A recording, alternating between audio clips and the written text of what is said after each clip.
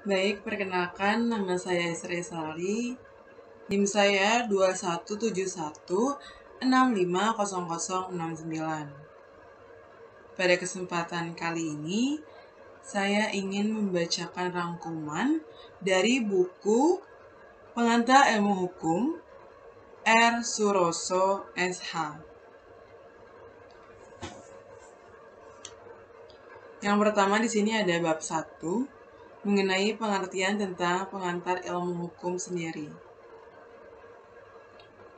PIH atau kita kenal sebagai pengantar ilmu hukum terdiri dari kata pengantar dan ilmu hukum. Pengantar di sini artinya membawa ke tempat yang dituju. Sedangkan ilmu hukum sendiri suatu tatanan hukum tertentu yang berlaku di suatu negara. Jadi, subjek dari ilmu hukum adalah hukum sebagai suatu fenomena dalam kehidupan manusia di mana dan kapan saja. Untuk materi bab 2 mengenai sejarah singkat pengantar ilmu hukum. Pengantar ilmu hukum berasal dari terjemahan bahasa Belanda Inleiding tot de Wetenswetenschap yang dipakai pada tahun 1920 dimasukkan dalam Hoger Onderwijs Wet atau Undang-Undang Perguruan Tinggi di Belanda. Istilah ini digunakan di Jerman pada abad 19 dan permulaan abad 20. Di Indonesia sendiri, istilah ini sudah dikenal sejak tahun 1924 dengan didirikannya Rijkshogeschool di Batavia, tepatnya di Jakarta. Lalu ada bab 3 mengenai peran dan fungsi pengantar ilmu hukum. Peran dan fungsinya di sini ada memperkenalkan segala masalah yang berhubungan dengan hukum. Lalu ada menjelaskan bagaimana tujuan bagian penting hukum yang berhubungan dengan PIH.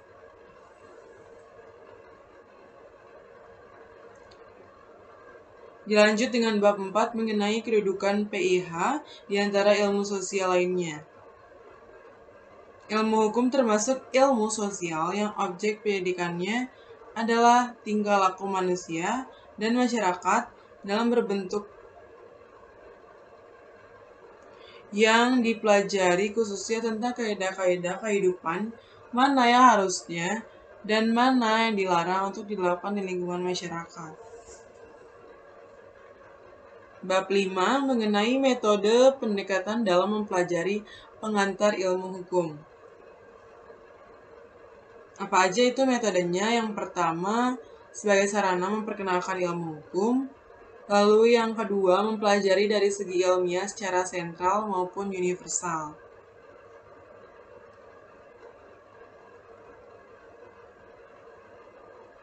Dan di sini ada bab 6 mengenai persyaratan sebagai dosen pengantar ilmu hukum. Bahwa dosen PIH harus menguasai bahan-bahan keseluruhan pembahasan maupun pengetahuan mata pelajaran PIH, serta punya kemampuan menarik dan membangkitkan semangat mahasiswanya. Bab 7 mengenai hakikat daripada pengantar ilmu hukum. PIH sendiri merupakan mata pelajaran yang dijadikan sebagai pengantar dan petunjuk bagi siapapun yang ingin mempelajari ilmu hukum, serta memberikan dan menanamkan pengertian dasar mengenai arti dan persoalan di bidang hukum itu.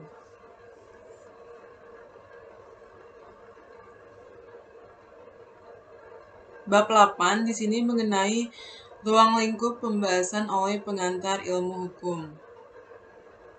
Salah satunya yaitu hukum sebagai objek. Ya, artinya memandang hukum dalam bentuk dan segala manifestasinya. Dilanjut dengan bab 9 mengenai pengertian tentang hukum. Hukum itu sendiri ialah gejala sosial yang selalu berubah mengikuti perkembangan zaman. Hukum merupakan pengatur dan petunjuk dalam kehidupan bermasyarakat.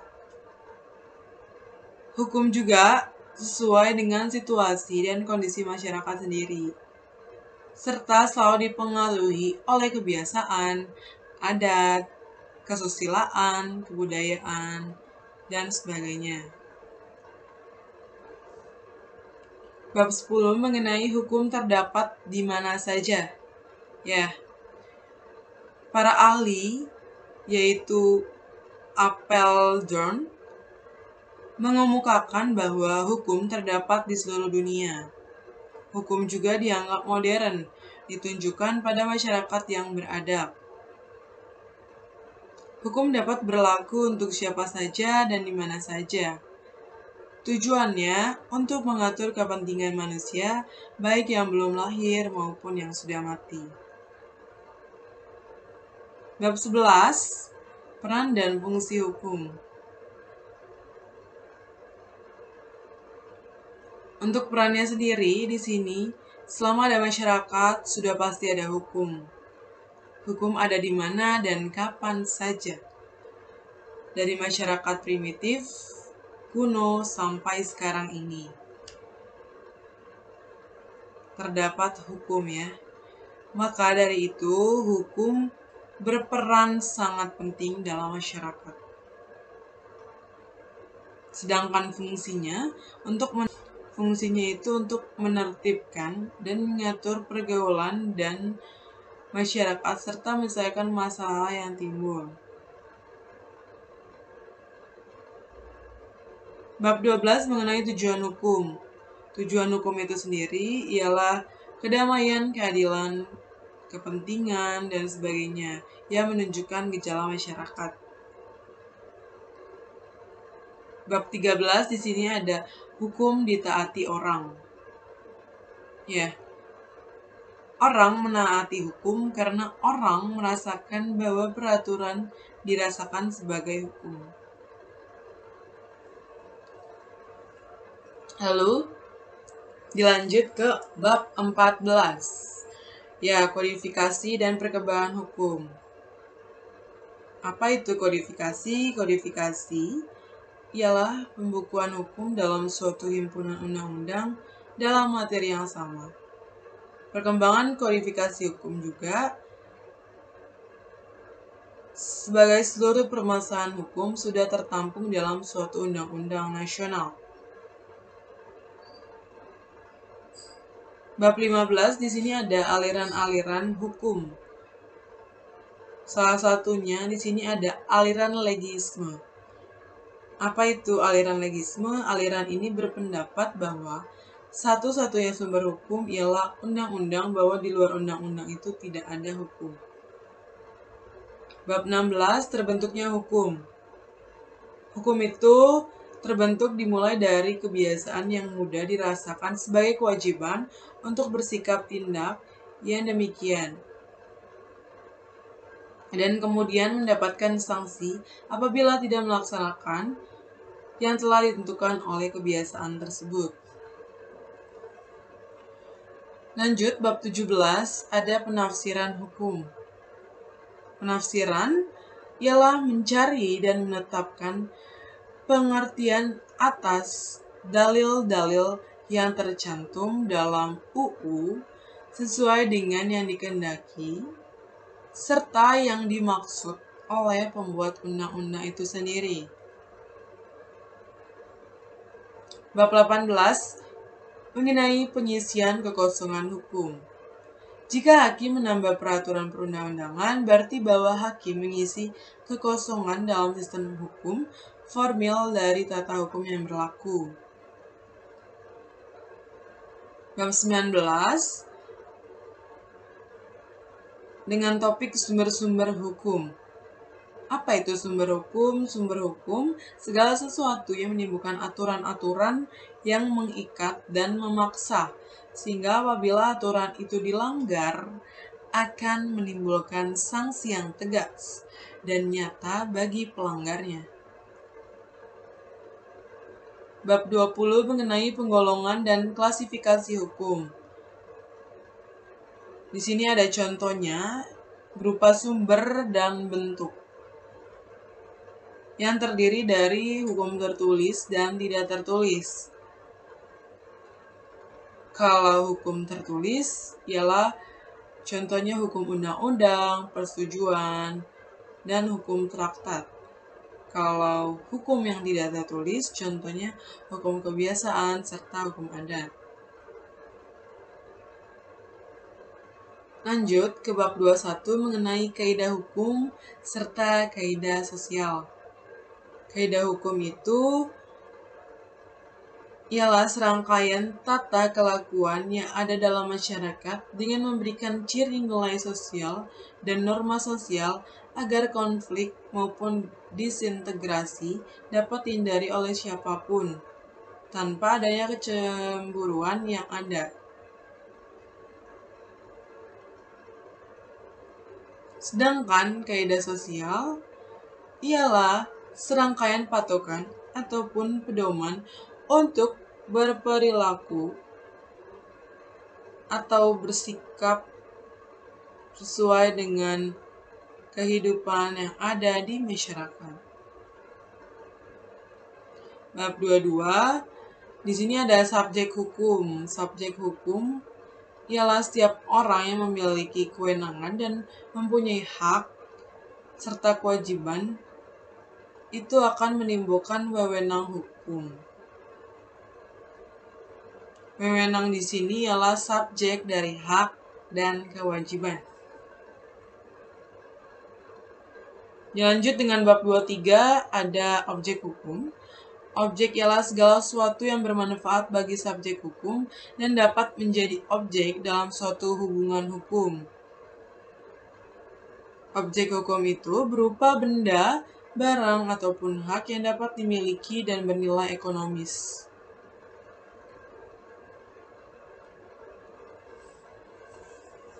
Bab 24 ada peristiwa hukum. Peristiwa hukum ialah peristiwa yang dapat menggerakkan hukum. Lalu, tidak semua peristiwa dapat dikatakan sebagai peristiwa hukum. Salah satu contohnya ialah kelahiran, kematian, jual beli, dan sewa. Ya, bab 25 di sini ada hubungan hukum. Berbicara mengenai hubungan hukum, hubungan antara dua subjek atau lebih di mana hak dan kewajiban suatu pihak bertemu dengan hak dan kewajiban pihak lain.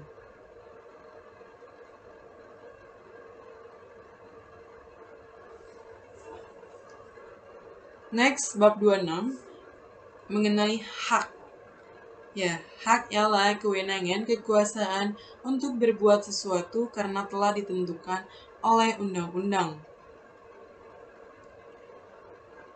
Bab 27 perbuatan hukum, bukan perbuatan hukum dan akibat hukum. Perbuatan hukum itu setiap perbuatan manusia dilakukan dengan sengaja untuk menimbulkan hak dan kewajiban. Bab 28 mengenai masyarakat hukum. Masyarakat di sini adalah sekelompok orang yang hidup dalam suatu wilayah tertentu, yang dimana dalam kelompok itu berlaku suatu rangkaian peraturan.